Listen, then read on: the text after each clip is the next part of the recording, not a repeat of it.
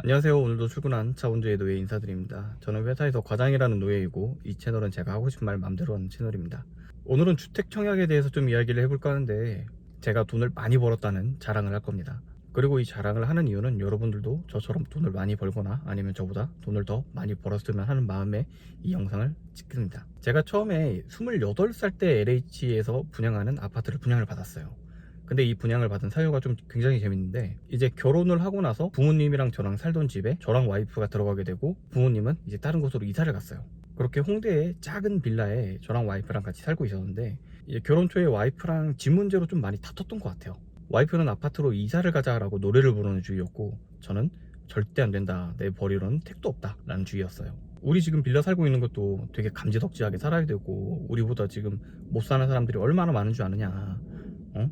이 빌라 이거 우습게 보지만은 이 빌라도 굉장히 큰 돈이다 라고 얘기를 하면서, 그 당시에 서울에 좀 오래된 아파트가 한 시세가 5억 정도였거든요. 그래서 대충 계산을 해봐도 내가 5억이라는 돈을 모으려면은 매달 83만원씩 50년을 모아야지 5억입니다. 그러니까 죽을 때까지 일을 해도 절대 아파트에는 못 들어가 라는 생각을 굉장히 강하게 가지고 있었어요.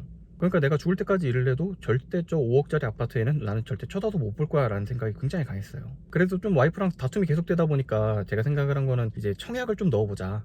그리고 청약에 떨어진 거에 대해서 와이프한테 자랑을 하고, 청약이 떨어졌으니까 우리는 못 간다, 봐라 라는 걸 좀 보여주고 싶었거든요. 나는 그때까지 청약이라는 걸 어떻게 하는지도 몰랐어. 뭔지도 자세히 몰랐고, 이제 아파트 청약을 하려면 어떻게 해야 되나요 해가지고 인터넷에 쳐보니까 LH에서 하는 게 싸다 해가지고 당연히 싼 걸 찾았지. 그래서 LH 홈페이지에 딱 들어가가지고 보니까 제일 위에 떠있는 모집 공고가 있더라고. 뭐 은기지구라는 곳에서 분양을 하는데, 여기다가 뭐 지원을 할 수 있는 그게 되더라고. 그래서 74제곱미터에다가 그걸로 그냥 아무 생각 없이 넣었어요. 그냥 처음 LH 홈페이지에 들어갔고 제일 위에 떠있는 거 아무거나 한 거야. 결과가 어떻겠어요? 당연히 떨어졌죠. 그래가지고 집에 와서 와이프한테 싱글벙글하면서 또 얘기를 했어요. 봐라, 우리 지원해도 이거 떨어진다. 지원해도 갈 능력도 안 되고 이거 떨어지니까 우리 그냥 여기서 살자 해가지고 얘기를 하니까, 와이프가 하는 말이, 와이프가 핏값을 주던 아니면 대출을 받아서라도 아파트를 가자라고 계속 노래를 부르더라고. 근데 생각을 해봐. 핏값도 뭐 100만원 200만원 하는 것도 아니고 기본적으로 뭐 2천 3천원 깔고 들어가잖아. 그리고 대출을 받아도 그 돈 내가 어차피 갚아야 되는 돈이잖아.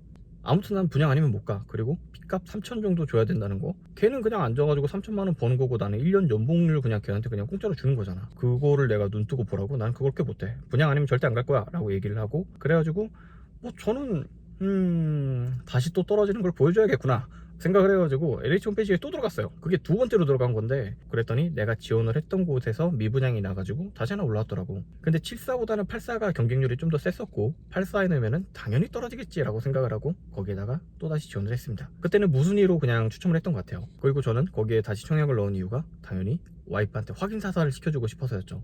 봐라, 우리 절대 못 들어가. 그냥 여기서 닥치고 살자 라는 걸 강조하고 싶었는데, 이걸 까먹고 있었는데 이제 문자가 온 거야. 당첨됐대. 응? 여기 어딘지도 모르는데 뭐 경쟁률이 몇십 대일이었는데 됐대. 그래가지고 해가지고 일단은 찾아는 봤죠. 그래가지고 난 그때까지 은계지구가 어디 있는지도 몰랐고, 솔직히 말하면 시흥이라는 동네가 어디 있는지도 몰랐어. 저는 사실 홍대에서 태어났고 초중고도 홍대에서 다 나오고, 이제 대학 군대 빼고는 결혼 생활도 처음에 홍대에서 시작을 할 정도로 홍대 그냥 토박입니다. 친구들을 만나도 항상 홍대에서 만나고, 뭐 다른 멀리 있는 친구들도 그냥 다 홍대로 와가지고 자연스럽게 홍대에서 놀았어. 홍대를 벗어날 일이 거의 없었단 말이야. 서울을 벗어나면 시골이라는 인식이 굉장히 강했고, 그 다음에 지하철이 없으면 나는 살 수 없어 라는 인식이 굉장히 강했었어요. 근데 내 집이 은계지구래. 난 여기 어딘지도 모르는데. 그리고 중요한 거는, 저는 이제 돈이 하나도 없잖아요. 통장에 한 200만 원도 없었거든 그때. 다 큰 성인이고 결혼은 했지만 나는 이제 유학을 갓 마치고 한국에 온 지 1년도 안 됐었고 돈이 하나도 없었어. 이럴 땐 어떻게 해야 될까 해가지고 고민을 하다가, 뭐 엄마 찬스를 한번 써보자 해가지고 엄마한테 갑니다.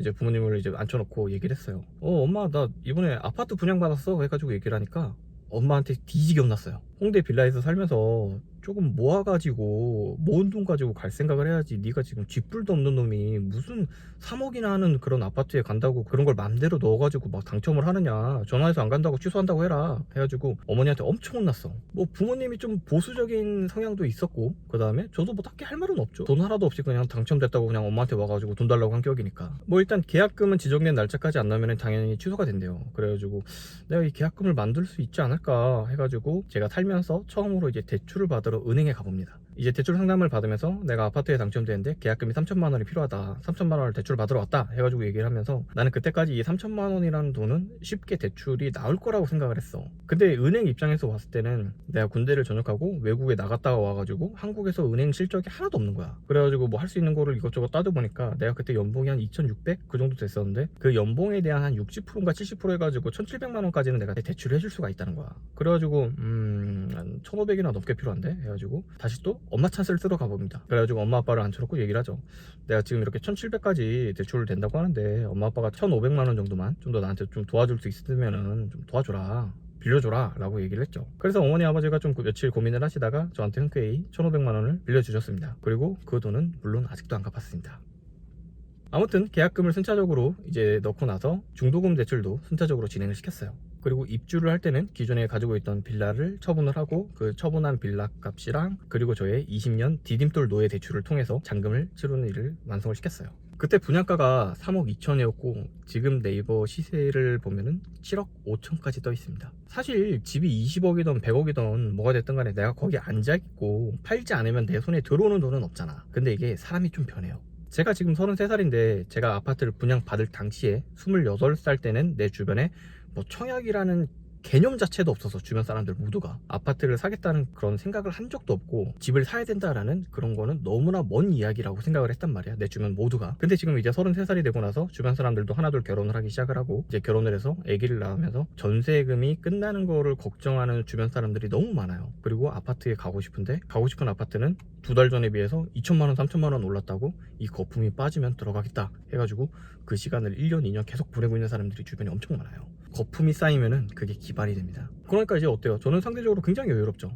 집이 있으니까. 물론 제 집이라고 하기보다는 은행 집에 더 가깝지만은 제 집이 있으니까 전세 끝나는 기간을 걱정 안 해도 되고 그냥 가족끼리 행복하게 우리 집이다라는 생각이 있으니까 그게 삶이 너무 편해지는 거야. 뭐 돌이켜보면은 제가 운이 너무나도 좋은 케이스였죠. 그때 그렇게 저랑 싸워준 와이프에게 진심으로 감사드리고 또 부모님한테도 물론 감사도 드리지만은 요즘에는 이제 집값이 너무 많이 올라 버리니까 부모님한테 가면은 되게 큰 소리를 제가 빵빵 쳐요. 그때 안 들어갔으면은 내가 지금 엄마 해가지고 막 그렇게 말장난도 하면서 물론 부모님한테도 굉장히 열심히 잘 해드리고 있습니다. 뭐 오늘 영상에서 제가 여러분들한테 꼭 말씀드리고 싶은 거는 주택 청약 이거 빨리 알아보고 관심 가지고 공부하세요. 그리고 도전하세요. 저 통장에 200만 원도 없는 상황에서 그렇게 전부 다 이뤄냈어요. 물론 디딤돌 노예라는 계약서를 쓰긴 했지만 그래도 했잖아. 그 누구도 이제 주택 청약을 가입해 놓은 여러분들에게 어디 아파트가 싸고 좋고 역세권이고 이런 좋은 분양을 하니까 제발 여기에 넣어줘 라고 그 누구도 여러분들한테 얘기를 해주지 않아요. 여러분 스스로가 알아보고 공부하셔야 되고 찾아봐야 되고 계속 도전해야 돼요. 일단 지르고 보면은 언젠가는 다 해결이 되는 게